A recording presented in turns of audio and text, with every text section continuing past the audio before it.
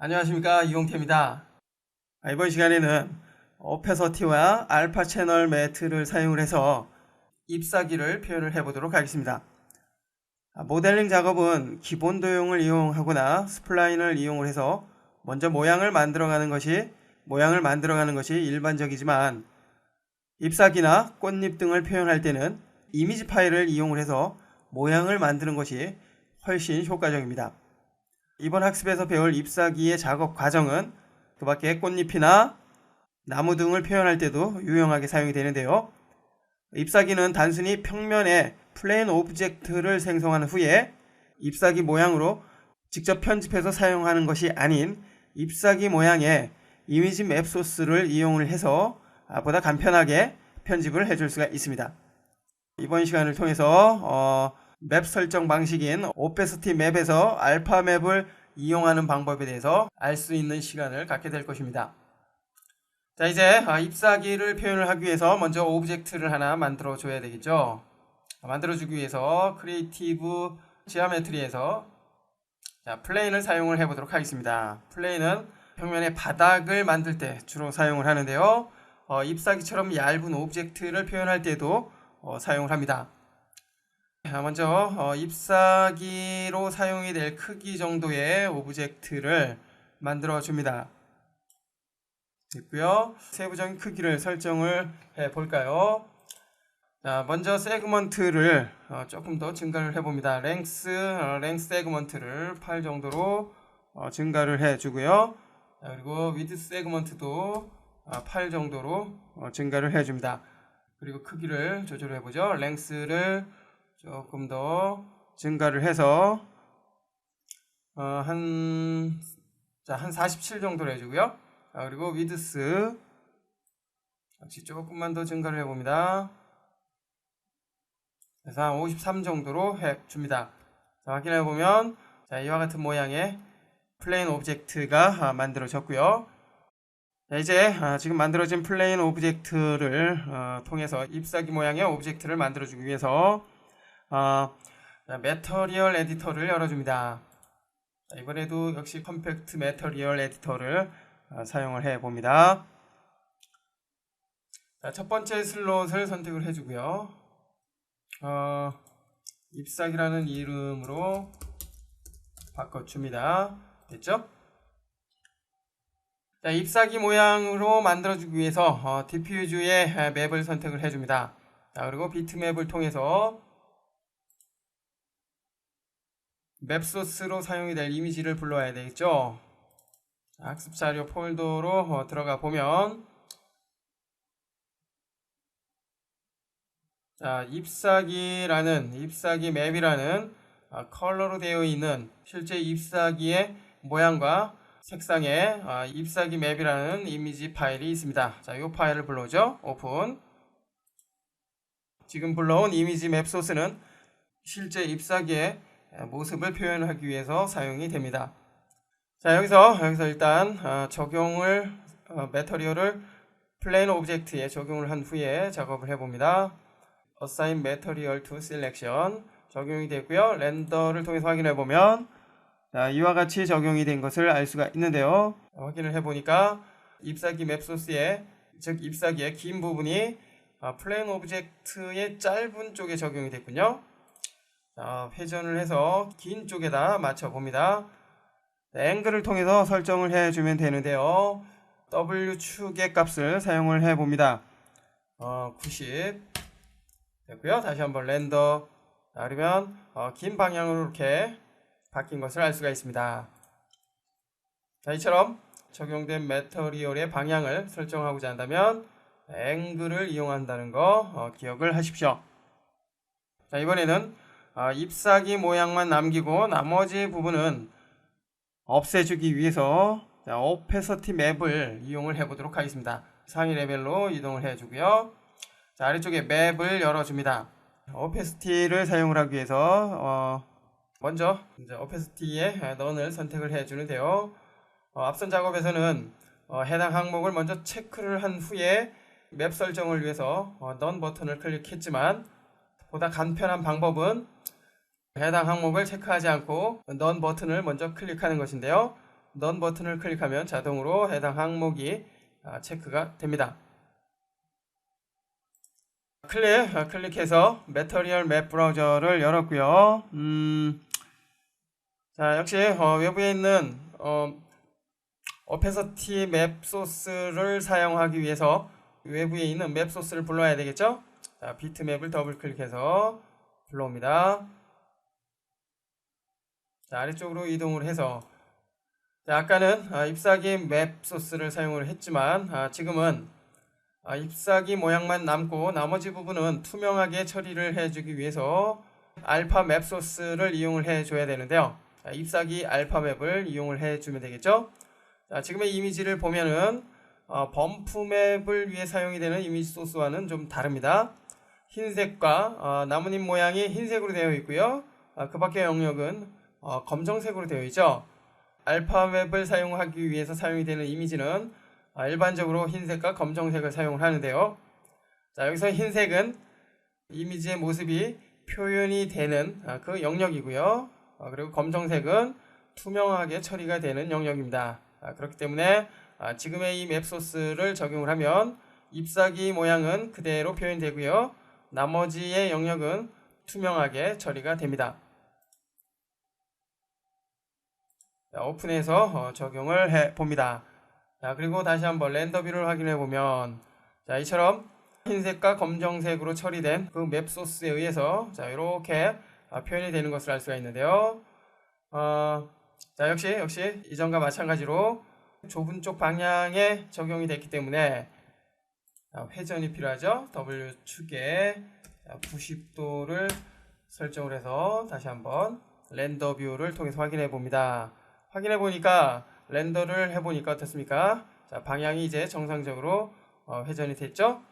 회전된 모습을 보니까 잎사귀의 모양을 제외한 나머지 부분이 투명하게 처리된 것을 알 수가 있습니다. 자, 이처럼 오페시티를 사용을 하면 오페시티 맵 소스에 의해서 특정한 영역은 표현되고요. 그 밖의 영역은 투명하게 처리를 해줄 수가 있습니다. 자, 이제 마지막으로 잎사귀의 표면의 질감을 설정을 해줘야 되겠죠. 그렇게 해주기 위해서 범프를 이용을 해 봅니다. 자, 일단 범프 맵의 수치를 조금만 증가를 한 상태에서 적용을 해 봅니다. 자, 이번에도 역시 범프 맵을 체크하지 않고 직접 넌 버튼을 통해서 적용을 해 봅니다. 됐고요. 역시 비트맵 학습 자료 폴더에 있는 맵 소스를 이용을 해줘야 되겠죠. 자, 범프 맵으로 사용할 잎사귀 범프를 불러와서 적용을 해 봅니다. 오픈. 적용이 됐고요. 자, 이번에도 역시 처음 사용한 맵 소스와 같은 유형의 맵 소스를 불러왔기 때문에 W축을 회전을 해서 방향을 잡아줍니다. 됐고요. 자, 이제 렌더 뷰를 통해서 확인해 보면, 자, 이처럼 나뭇잎의 표면의 질감이 자연스럽게 표현이 됐습니다. 자, 조금 확대를 해서 다시 한번 렌더. 널판지 모양의 플레인 오브젝트를 사용을 해서 나뭇잎의 모양을 만들어 봤는데요. 보다 디테일한 모양으로 만들어주기 위해서는 나뭇잎이 이렇게 평평하게 있는 것보다 약간 굴곡을 주는 것이 좋겠죠. 자, 이번엔 그 작업을 해보도록 하겠습니다. 자, 그 작업에 앞서 매터리얼을 설정한 김에 나뭇잎의 광택을 표현하기 위해서 리플렉션 체크를 해주고요. 한 15 정도로 낮춰줍니다. 자, 그리고 넌 버튼을 클릭해서 레이 트레이스를 적용을 해줍니다. 자, 이제 설정이 끝났기 때문에 매터리얼 에디터는 닫아주고요. 다시 한번 렌더. 광택이 살짝 느껴지는데요. 현재는 환경 맵이 적용이 되지 않은 상태이기 때문에 디테일은 떨어지죠. 자, 그 부분은 나중에 설정을 해주기로 하고요. 나뭇잎에 울퉁불퉁하고 휘어진 그런 부분을 표현을 해주기 위해서 지금의 이 오브젝트를 편집이 가능한 폴리곤 오브젝트로 전환을 합니다. 컨버트 에디테이블 폴리 됐고요. 현재는 매터리얼이 적용이 된 최종적인 나뭇잎의 모습이 보이지 않기 때문에 작업하기가 좀 쉽지가 않습니다. 다시 매터리얼 에디터를 열어주고요. 상위 레벨로 이동을 한 후에 적용된 매터리얼의 모습을 살짝 보이게 해봅니다. Show Shade Material in Viewport. 그러면 적용된 매터리얼의 모습이 이렇게 나타납니다. 이 상태에서 작업을 해봅니다. 조금 축소를 해주고요. 나무잎의 모양을 자연스럽게 왜곡시켜주기 위해서 리본을 이용을 하면 좋은데요. 오브젝트 변형을 위해서 프리폼을 선택을 해줍니다. 그리고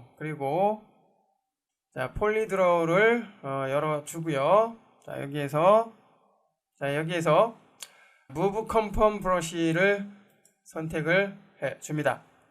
아래쪽에 현재 선택된 컴펌 브러쉬의 크기와 강도를 설정할 수 있는 창이 나타났는데요.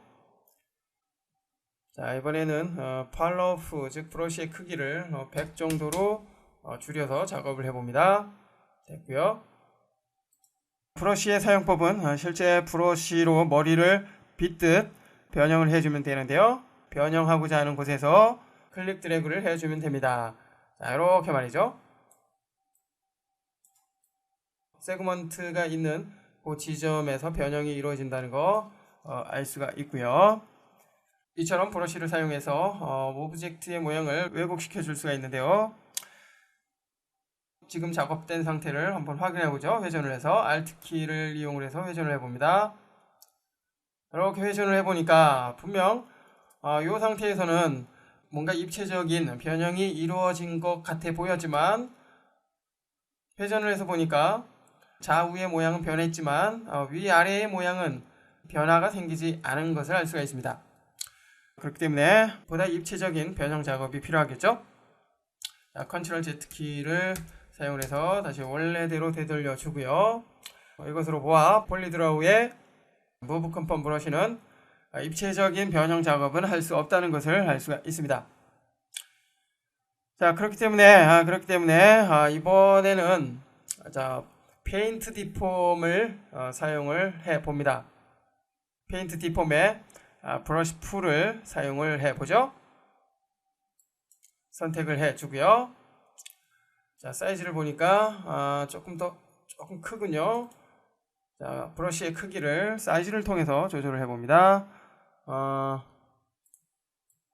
그래서 15 정도로 줄여줍니다. 자, 이 정도의 크기면 된 것 같고요. 자, 설정이 끝났기 때문에 지금 설정 창은 닫아둡니다. 됐고요. 자, 이제 원하는 모양으로 변형을 해보도록 하겠습니다. 자, 이 부분은 조금 이렇게 확인을 해보니까 아주 많이 변형이 됐습니다. 컨트롤 Z 살짝만 해보죠. 클릭 드래그 살짝 변형이 됐고요. 이 부분도 살짝만 됐고요. 됐습니다. 이번엔 반대쪽 됐고요. 자, 이 부분만 살짝만 해봅니다. 됐습니다. 이와 같은 방법으로 오브젝트의 모양을 변형할 수 있다는 거 알 수가 있었습니다. 자, 이제 변형된 이 나뭇잎을 렌더를 통해서 확인해 봅니다. 확인해 보니까 앞서 평면의 잎사귀 모양이 이렇게 울퉁불퉁하고 휘어진 느낌의 보다 사실적인 잎사귀 모양으로 바뀐 것을 알 수가 있습니다. 자, 여기서 모양을 보다 부드럽게 해주기 위해서 모디파이어 리스트에서 터보 스무스나 메쉬 스무스를 적용을 해서 보다 자연스러운 잎사귀 모양으로 해줍니다. 자, 이터레이션의 값을 조금만 2로 증가해서 보다 부드럽게 표현을 해줍니다. 자, 최종적인 모습 이제 렌더를 통해서 확인을 해보면 자, 이전보다 훨씬 자연스러운 모양의 잎사귀가 완성이 됐습니다. 이번 시간에는 잎사귀를 만들어 봤는데요. 살펴본 것처럼 잎사귀의 모양은 오브젝트 자체를 잎사귀 모양으로 만들어 주는 것이 아니라 오페서티와 알파 채널 매트를 활용을 해서 만들어 준다는 거 알 수가 있었습니다. 지금의 방법을 잘 활용을 한다면 오브젝트 표면에 라벨이나 그 밖에 이미지를 적용을 할 때 그 부분만 정확하게 표현을 하기 위해서도 아주 유용하게 사용이 됩니다. 이전 강좌에서 머그컵을 만들 때에 머그컵 표면에 적용된 라벨을 표현을 했을 때처럼 말이죠. 만약 머그컵 같은 그런 작업을 다시 한번 한다면 지금의 나뭇잎을 표현했을 때처럼 오페서티와 알파 채널 매트를 활용을 해서 표현을 해 보십시오.